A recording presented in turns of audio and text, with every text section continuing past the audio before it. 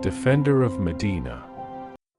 Ferdinand Pasha, during World War I, after Hussein bin Ali, Sharif of Mecca, started preparing for a revolt against the Ottoman Empire, Ferdinand, upon the orders of Jemal Pasha on May 23, 1916, moved toward Medina in Hijaz to defend it.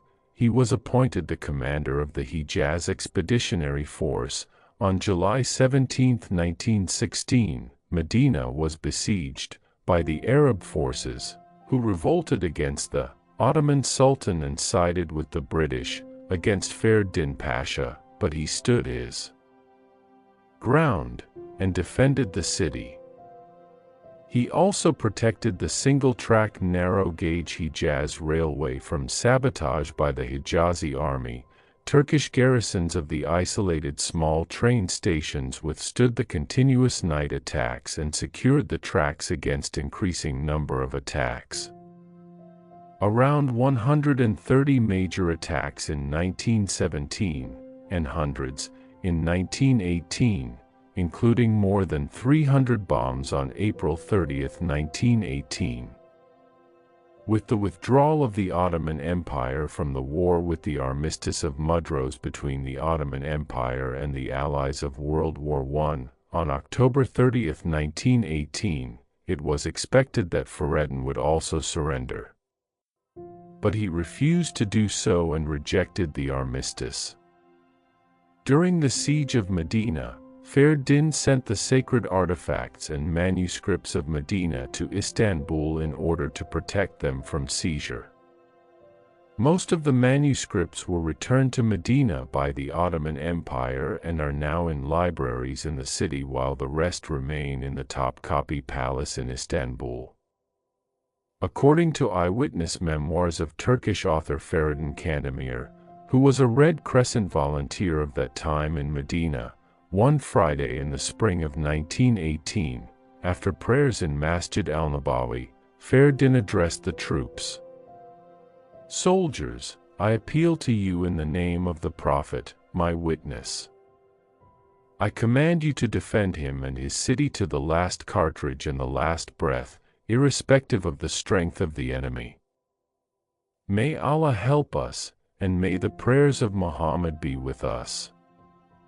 Officers of the heroic Turkish army, O little Muhammads, come forward and promise me, before our Lord and the Prophet, to honor your faith with the supreme sacrifice of your lives."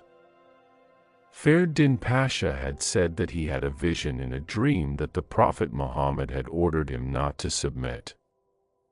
In August 1918, he received a call to surrender from Sharif Hussein of Mecca. Ferdinand Pasha replied to him in these words, "Fakhruddin, General, defender of the most sacred city of Medina. Servant of the Prophet. In the name of Allah, the Omnipotent. To him who broke the power of Islam, caused bloodshed among Muslims, jeopardized the caliphate of the Commander of the Faithful, and exposed it to the domination of the British. On Thursday night the 14th of Dhul Hijjah, I was walking, tired and worn out, thinking of the protection and defense of Medina, when I found myself among unknown men working in a small square. Then I saw standing before me a man with a sublime countenance. He was the Prophet, may Allah's blessing be upon him. His left arm rested on his hip under his robe, and he said to me in a protective manner, 'Follow me.' I followed him 2 or 3 paces and woke up. I immediately proceeded to his sacred mosque and prostrated myself in prayer and thanks, near his tomb. I am now under the protection of the Prophet, my supreme commander. I am busying myself with strengthening the defenses, building roads and squares in Medina. Trouble me not with useless offers." He refused to hand over his sword even upon the receipt of a direct order from the Ottoman Minister of War. The Ottoman government was upset at his behavior and the Sultan Mehmed VI dismissed him from his post. He refused to do so and kept the flag of the Ottoman Sultan flying in Medina until 72 days after the end of the war. After the Armistice of Mudros, the closest Ottoman unit was 1,300 kilometers from Medina. He replied to an ultimatum from British General Reginald Wingate on December 15, 1918 with the words, "I am a Mohammedan.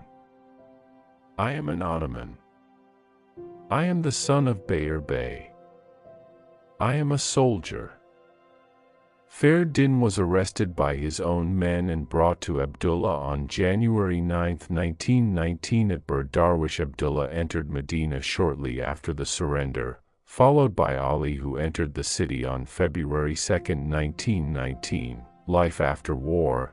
After Ferdinand Pasha's arrest, he was brought to the military barracks at Cairo, Egypt.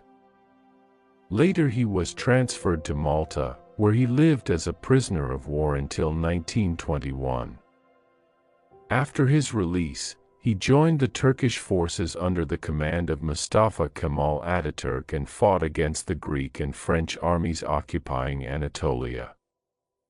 After the Turkish War of Independence, he was Turkey's ambassador to Kabul, Afghanistan from 1922 to 1926. In 1936, he was promoted to the rank of lieutenant general and retired from the Turkish army.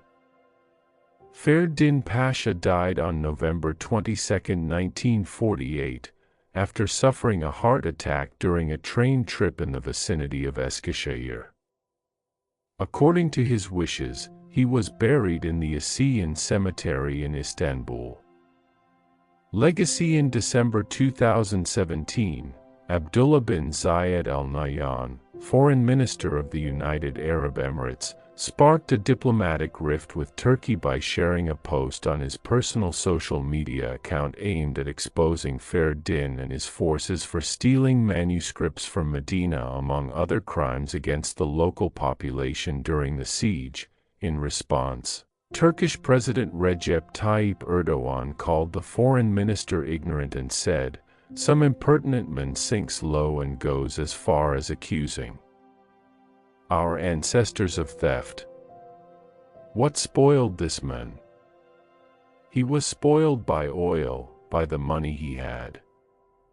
When my ancestors were defending Medina, you impudent, where were yours? First, you have to give account for this." A few days later, the Turkish government changed the name of the Ankara street where the UAE embassy is located to Ferdinand Pasha.